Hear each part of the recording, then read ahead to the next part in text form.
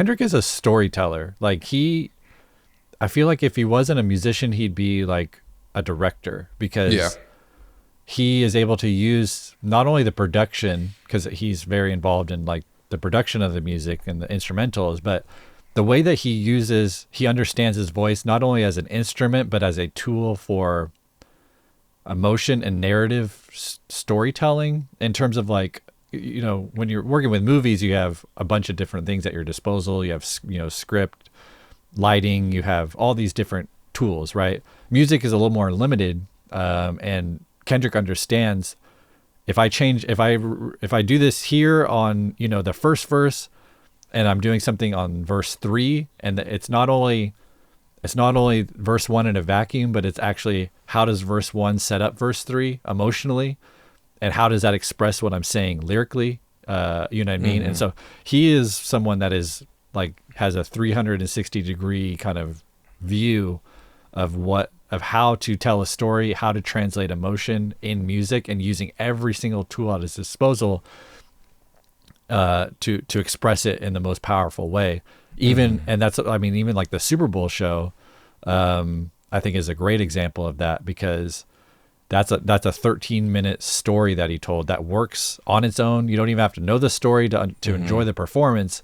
But again, he's able to like balance the line of like, here's a song, you can just listen to it as a great song. But if you want to dive deep, I've got all the layers for you. I've planned this. I've calculated this entire performance out, and it is telling the story. I'm using every song as like a scene in a movie, and he's just so brilliant when it comes to using every available tool at his disposal to tell a powerful emotional story. And I think that's why we resonate, even if you can't articulate why you feel this way when you hear a Kendrick Lamar song, or even an album, because that's something he does so great too. Is like song 1. How does song 1 set you up for song 18, and how do those things relate, and how are you going to feel going through all 18 tracks? How are you going to feel at the end? And he's someone that's very consciously creating that experience for us. And that's why most people can't articulate why, but we all feel it. That's why he's one of the most popular artists right now, because we all feel it as just an intuitive level.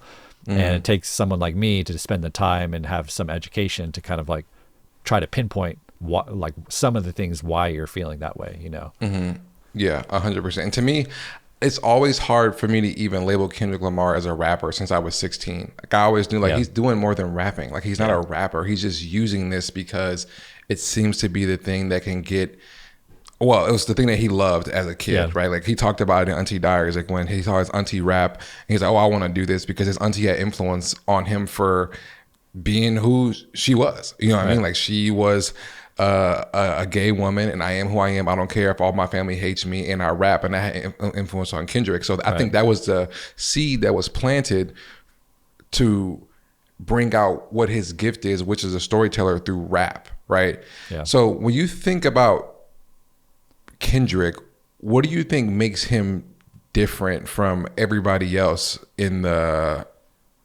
rap game? Because I don't think anybody's touching him on an artistry level at all. I mean, I would go so far to say like he's the most important working artist today, like outside of music. I think,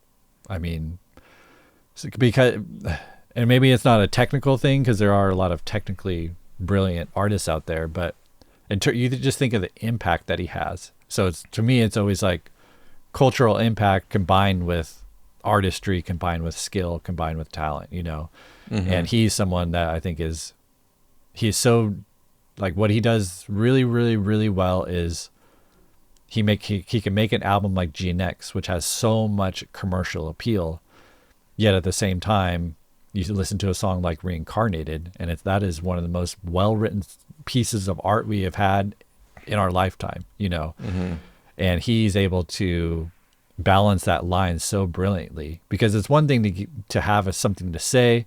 It's another way to communicate that message to billions of people across the world. And to do that, you have to have some type of accessibility. You have to kind of meet the listener halfway. So I think that's one of his biggest skill sets, is having very complex, very layered, nuanced stories, expressions, ideas, philosophies, but packaging it in a way that is still accessible. You know, my kids, they're 10 and 6. They love Squabble Up. They love, you know, Yeah. you know what I mean? My Like, kids too. Yeah. yep. And it's like that. It's infectious on a just Yeah. a visceral. If your kids like it, it's that is so telling to me, because I'll put on name your other rapper, and they're not really into their music, but Kendrick Lamar is someone that stands out to them. And again, I think that goes into what I'm talking about in terms of his packaging, you know, making this accessible thing that has so much nutrients in it, right? It tastes good, but it's also good for you. And I think that's the brilliance of Kendrick Lamar to me.